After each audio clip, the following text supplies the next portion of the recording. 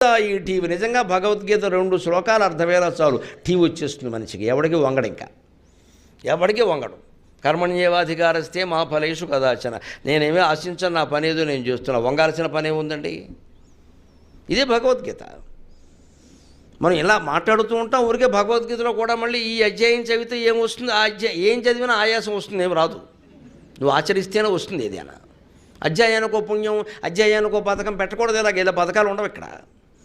నువ్వు ఆచరిస్తేనే వస్తుంది. అందుకనే టీవీగా ఉన్నాడు ఆయన.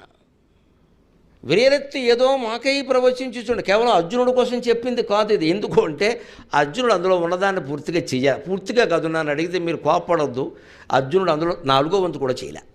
ఇంత చెప్పిన ఆయన మామూలుగా అభిమన్యుడు పోతే గోలుమని ఏడిచాడు. ఎందుకు? భగవద్గీత మనలేక.